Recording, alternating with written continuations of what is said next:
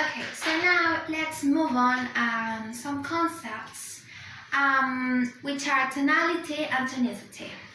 First of all, let's explain what is tonality and what is tonicity, okay? Tonality is how we break the material into different chunks or IPs. Like for example, here in my board, I have written an example and I'm going to explain later. And I have written here these two lines. These lines are making reference that this sentence is in one IP.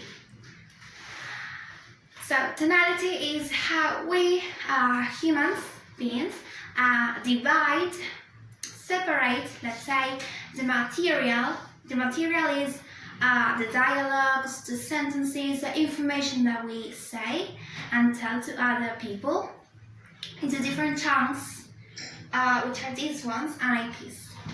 Then, I have already explained what is tonality. Now I'm going to explain what is tonicity.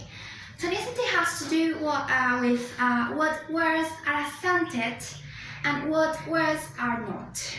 Okay, so that has to do with, okay, what words I'm going to accent, what words I'm going to emphasize, let's say, and what words I am not.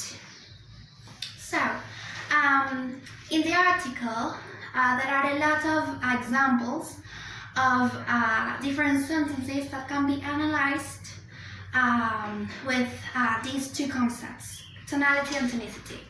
I have chosen this sentence, which is the title of the article, and it says, Scotland becomes first part of UK to ban smoking. And here I have written that this sentence is an example of emphatic narrow focus, okay? Why? Well, because the speaker, well, not the speaker in this situation, because it is an article, right? But maybe the writer of this article wanted to make emphasis that, well, Scotland, which it is a country of the UK, we have to let's revise which are the countries that belong to the UK. We have England, Wales, Scotland, and Northern Ireland. So Scotland is the first country of all of those to do what? To ban smoking. So here there is a need to emphasize these words, like to make an exaggeration, let's say, to say, okay, from all the countries that belong to the UK, this one, Scotland, is the first to do it. Okay? Well, I said before that it is an example of emphatic narrow focus. What else can I say about this? Well, the word that is like emphasized can be a function word or a content word. In this case, first it's a function word because it is an adjective, okay? It is related to the fact that this word belongs to those words that explain, right, what comes first, what second and third, like they explain an order. So that's why they belong to the adjectives. Okay, that's all for this analysis. Okay, so this example that I have written here, which says, opponents argued the changes were unnecessary.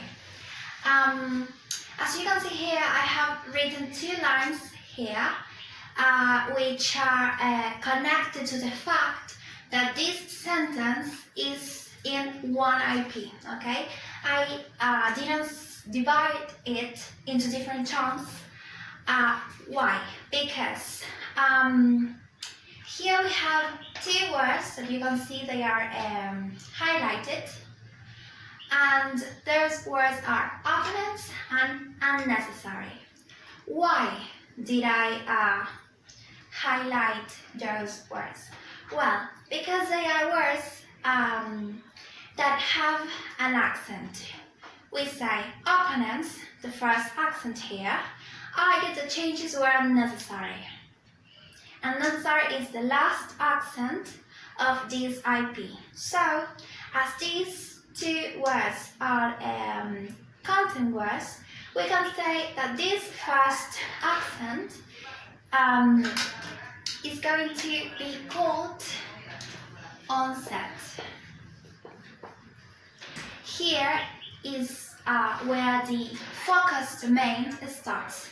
It starts in this word, which is the onset, and it finishes in this last word, which has the last accent, which is the word unnecessary. And that concept is the nucleus. So, as this, as the focus domain of this IP starts here and it finishes here, there is no content word left behind because I don't have content words here or here. So that is why we say that this IP is in broad focus. Broad focus means that the focus domain starts with the onset, finishes with the nucleus, and there aren't any content words left out of the focus domain. Okay, the following example is about the IP division and the nucleus. Okay, as you can see here, I have already made the IP division here with these lines here. And so first, let's read the sentence. It says, where children's rights are truly recognized, respected, and fulfilled. So, why have I decided to make these lines here? Well, in order to make a pause, okay? Because these words are making reference to what? To children's rights. They have to be, well, or at least they are recognized, respected, and fulfilled. That is why, as you can see here, I have highlighted these three words, and these three words are the nucleus, okay? Because they are here really important, and they have to be highlighted, and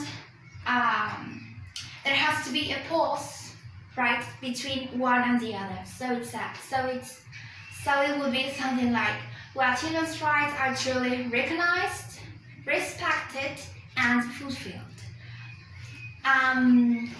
Something similar I have done with the last example of tonality and tonicity, that I'm going to read it to you and I'm going to explain it to you orally. The sentence says, the course took into account factors such as the nature of the punishment, its duration and frequency, the age of the child, and the effect, both physical and mental, it had on them. So here, as you can see in the Word document, I have divided it into 1, 2, 3, 4, 5 IPs. So it says, it would be something like, the course took into account factors such as pause, the nature of the punishment, pause, its duration and frequency, pause, the age of the child, pause, and the effect, both physical and mental, it having them. The last pause there. Why? Because in that example, the thing happens here. The thing is that there has to be a pause between those characteristics, let's say, because they are words really important.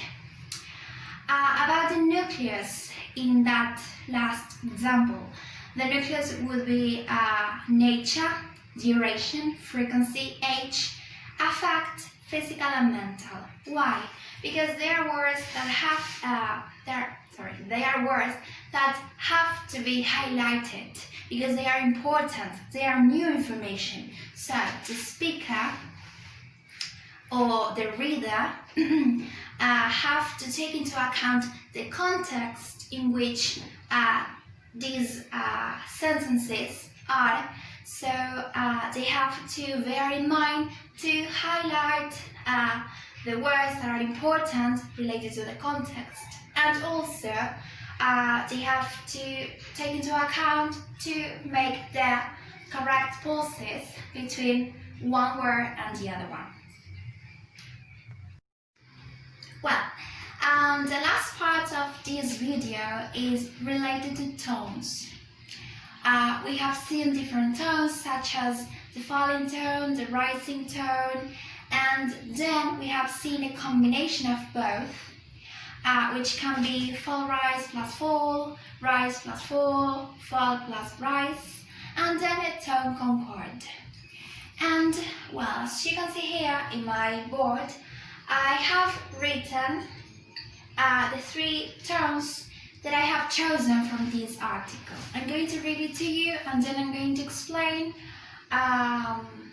which is the tone in each of the sentences.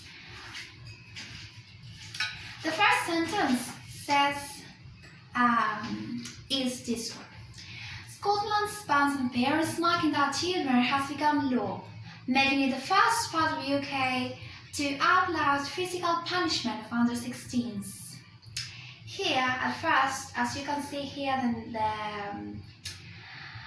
the drawings that I have made. First, my pitch of voice is really high. Scotland bans parents marking their children has become law. Then I go downwards, and finally I go upwards again. So again, I'm going to read it to you. Scotland bans on parents marking their children has become law, making it the first part of the UK to allow physical punishment of under 16s. So that's why this sentence can be read with a fall-rise tone. So first, my pitch of voice is really high, and then it moves downwards, and finally it goes upwards again. The second example says, John Finney, a former police officer who won the support of the SNP, bling bling bling. Here we can say that this sentence can be read using a tone concord. Why? Because it is an example of parallelism. We are speaking about this man, John Finney, who is a former police officer who won the support of this SNP, and then blah blah blah. It is parallelism. The different sentences. First, John Finney, pause. A former police officer, pause. Who won the support, blah blah blah, pause. Those 3 IPs have to be read using the same structure, the same term. So it will be something like fall rise plus fall rise, and then again fall rise. So that is why this tone is called concord.